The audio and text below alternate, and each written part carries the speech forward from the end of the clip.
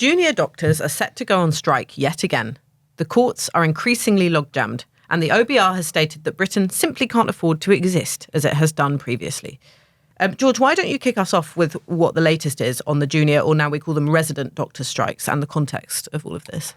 They voted for 5 days of strike action in July, and this is a real headache for the government on several levels. So you'll remember one of the first things Labour did after entering office was settle that long-running disputes, and they gave junior doctors a 22% pay rise over 2 years, which some Conservatives would have regarded as overly generous, but Wes Streeting made the argument, if you want to get NHS waiting lists down, and if you want to reset relations, it was necessary.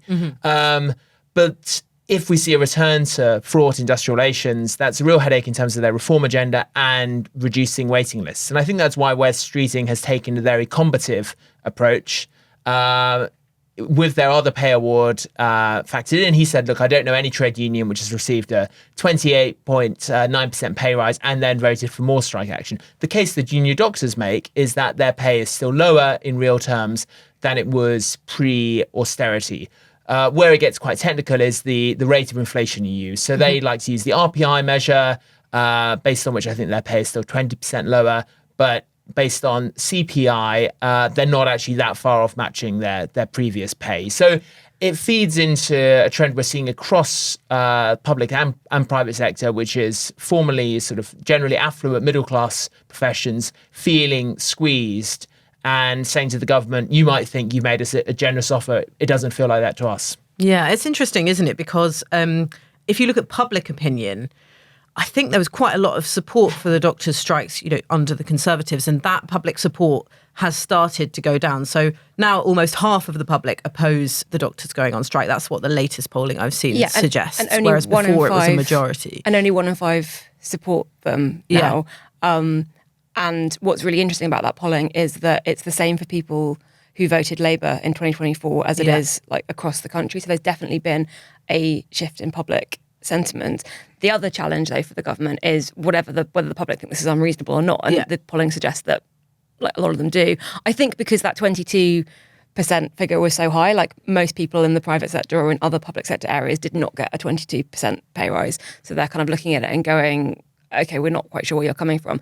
But even taking that to one side, you can't force anyone to work in the NHS if they don't want to. And if resident doctors feel that their pay package and their working conditions, basically the whole job, makes it unattractive, they can go work in the private sector, they can take jobs in Australia or America or Dubai where the pay is higher, or they can just drop out of medicine completely and go be something else. I mean, there are lots of med tech companies that would love to have a qualified doctor working for them in some capacity. And given that the government's NHS fixing the NHS was such a core part of the offer that they made before the election, and it's one of the missions and it's one of the milestones, and it's probably, as we've talked about on this podcast before, going to be, along with living standards, the sort of key metric by which voters are judging them at the next election. If you don't have enough doctors, that's really difficult to do, and ultimately it does reflect badly on the government, even if the doctors themselves have lost public support. Yes, that's true. And actually, it's interesting because when you hear from Labour privately and publicly, one of the things they point to as a success is starting to bring those waiting lists down. If you get all of these doctors, dropping out of work on strike, then those waiting lists start to go up again. So it's a real threat to one of the positive stories that Labour can tell in what has been a really difficult first year in government. And actually this morning, waiting list stats came out, and they fell in May for the first time in 17 years, went down by 30,000. So there is a positive story literally today that we could be telling about waiting lists, but this has somewhat overshadowed it. Was it a bit of a miscalculation, George? Because I remember trying to find out from the unions and also from the Labour side, before the election, whether or not these strikes that were happening would carry on. And I think there was quite a lot of optimism on Labour's part that if they were in government, there would be sort of this feeling of warmth and goodwill, enough among the doctors that they wouldn't strike and they would sort of be happy with what they were given by the Labour government. But that doesn't seem to have been the case. Yes, and you're absolutely right that the polling shows that public opinion is much more nuanced on this than it was under the Conservatives, and that's why West Streeting came out very, very boldly and said that the public won't forgive strike action. The problem for Labour, though, is that's in some ways reminiscent of the line the Conservatives took when you had that wave of strikes and said that the public aren't sympathetic to this. I mean, actually, public opinion was more sympathetic then. But I think even if the public think that the junior doctors are overreaching, their experience is longer waiting lists and a government which has is struggling to manage industrial relations. So I don't think they'll go, oh, well, we're going to let Labour off because we actually think it's the junior doctors. I think they will sense this is instability. This is what Labour was meant to have ended. Yeah. You remember that slogan Keir had, stability is change. And it feeds into that wider sense of is Britain in some ways becoming quite sort of ungovernable or unmanageable. You know, they've had to U-turn on welfare. They're now at odds with junior doctors. It's quite reminiscent in some ways of all the challenges that Rishi Sunak faced. And this comes in the context of what you've been writing about this week, Will. The OBR reporting that Britain can't afford to exist as it has done previously, you know, with not enough money to run public services. You've read that report. You described it in your piece as like having eye surgery at a golf tournament. Can you tell us why it evoked that experience? Well, I should say I haven't actually had eye surgery at a golf tournament, so that's merely you should go on strike for higher pay, and then maybe you can afford both things. But it's because it's both extremely dull, which golf is, and extremely frightening, which I imagine eye surgery is. It's 152 pages of doom and gloom from the OBR. It is the government finances equivalent of your GP telling you not to buy any new shirts or start any long books. It is...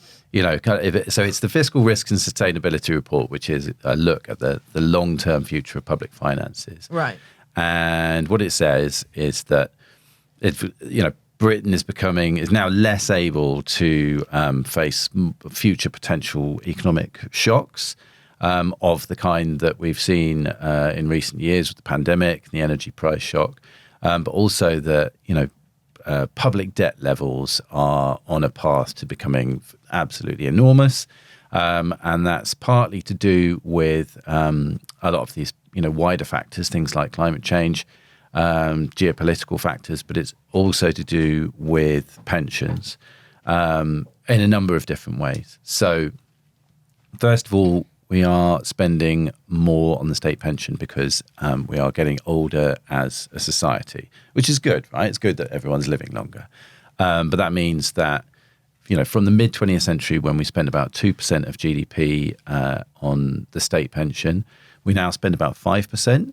And, sort of by the time that today's kids are retiring, we could be spending something approaching 8% of GDP and that's huge number. So we're already spending £138 billion a year on the state pension. And that's been ramped up by things like the triple lock, which due to inflation has cost a lot more than was originally projected. It's cost 3 times as much. That one policy is now costing us about £15.5 billion a year, or will be by the end of the Parliament. But it's also the way in which our private pensions are structured. So we went from having people retiring on DB pensions, as they're called, defined benefit pensions, to DC pensions, which are defined contribution pensions. So there is 2 different kinds of pension systems. And the DB pensions, basically, they bought loads of government bonds. So a big chunk of the people who lend the government money are gradually going to stop owning that debt. The holdings of UK gilts by defined benefit pension funds are going to fall out, and that as those people sort of get older and die and don't have DB pensions anymore, the assets will be wound up, and by the sort of 2070s, that will also be costing us tens of billions of pounds more per year in higher interest. And around the world, it is costing governments more to borrow. But for the UK, it's looking pretty bad because not only do we have, the same pressures as everyone else, We have an aging society. Our pension system isn't working particularly well to safeguard our public finances in the long term. But also, there are other countries like, say, France, which has a bigger deficit than us. But that's in the EU, so it kind of has this protection with regard to, how its debt is looked at. The US has enormous debts, but it has the dollar, which is, reserve currency of the world, and that gives it this sort of privilege in terms of people buying its debt. The UK is in this really dangerous position of sort of standing alone, having a lot of the same problems as everyone else, but not having the same insurance policies as everyone else. It's not looking great for public finances in the long term. So there needs to be some serious policy changes, because you also have investors, the people who lend our government money, looking at all of the government U-turns that are happening over fiscal consolidation. So when you've tried to save a load of money and then your backbenchers say, no, don't do that, and then you change your mind, that satisfies your backbenchers and it might satisfy some of your voters, but then it makes investors say, well, this government doesn't have control of its finances. And then they look at reports like this and say, well, it doesn't have, it's not going to continue to have control of its finances either. So that does not bode well for the long-term picture of how much it will cost the UK to borrow. It sort of speaks to a country that has ducked genuinely tough choices for too long. I mean, politicians love to talk about tough choices, but you could have had a much more profound debate about tax and spend at the last election. It was a conspiracy of silence, as everyone said at the time. Labour knew it was going to have to increase its tax by far more than it said. But you could have had a discussion about, should we keep the triple lock? A debate about that might have been healthy. And now, of course, with Labour being so stung over Winterfell, that feels more distant than ever. You could have had a genuine discussion about taxation and an attempt to reach a consensus that taxes are going to be higher if we want to sustain the services we've had.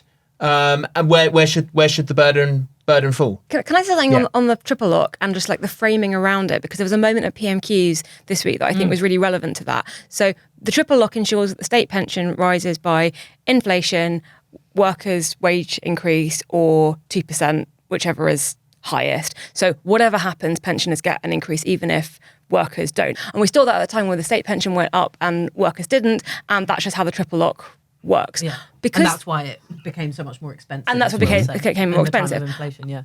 The tax thresholds, the threshold at which you start paying income tax, are almost certainly going to be frozen, which successive governments have done.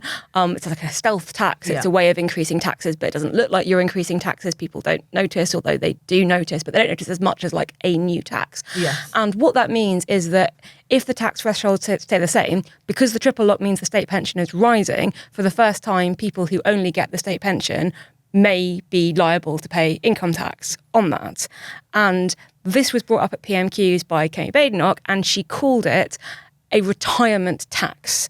And she sort of called on Keir Starmer, would he make sure that poor pensioners didn't have to, for the first time ever, pay this additional tax on their pension? Now, I think that's quite a disingenuous way of looking at it. The tax thresholds are being frozen for everyone. They're being frozen for, low-wage workers as much as pensioners. It's not a specific tax on pensioners. The idea that pensioners should be exempt from frozen thresholds in addition to everything else they get. It's quite an odd argument to make, but I think because winter fuel was such a toxic issue for Labour and they U-turned on it and they're still getting the backlash from it even after they U-turned, other parties, the Conservatives, have seen an opportunity, and I think you'll be hearing that phrase retirement tax to describe this sort of technical issue quite a lot going forward. And I actually genuinely wouldn't be surprised if there was some kind of carve out for pensioners, which means that pensioners, regardless of their assets, wouldn't pay tax on the state pension, whereas low wage workers who don't have any assets would.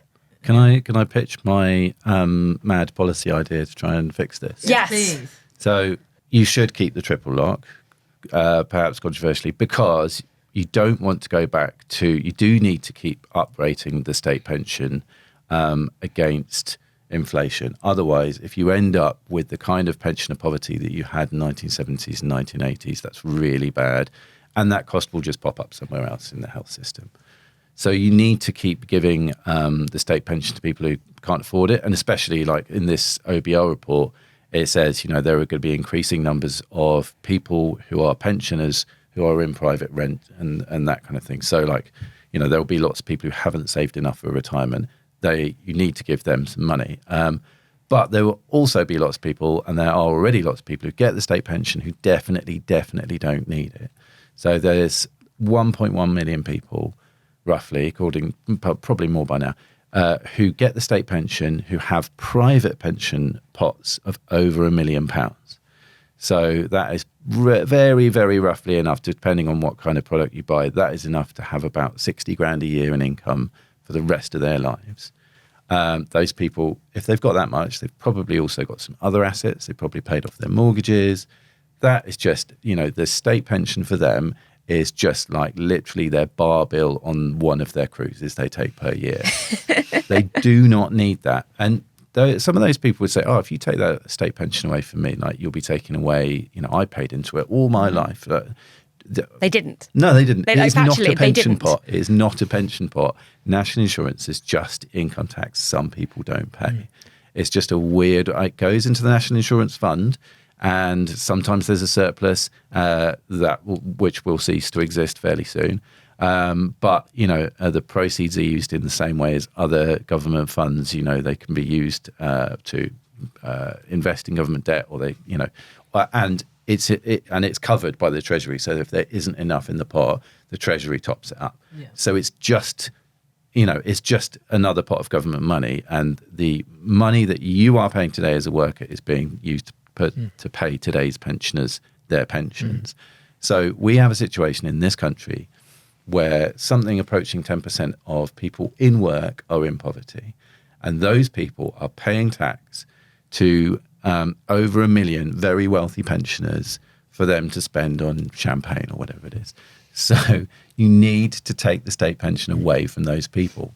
Political suicide, but they're rich pensioners. This is why Will not an MP. You couldn't even take the winter fuel allowance away from them. Exactly. So I don't think do that. The policy argument against it, because there's a lot of people who argue, why don't we just means test everything? Means test station, means test the NHS, means test the winter fuel list. The policy case against that is that benefits for the poor tend to be poor benefits. Universal benefits, when you have the sharp-elbowed middle classes who receive them, the value of them remains higher. Because Will's absolutely right that pension poverty is much lower than it used to be, and that's partly because we have had more generous pensioner benefits. Some see it as a slippery slope. If you go down the road of saying, well, the state pension, the NHS, they'll just be for people who really need them, then their generosity will decline over time. I don't disagree with that, but I'm not talking about, this isn't the middle class you're talking about. This is, people who have got absolutely loads of money, who have been whacking 60 grand a year or full pension allowance for their career into their pension. They've done very well.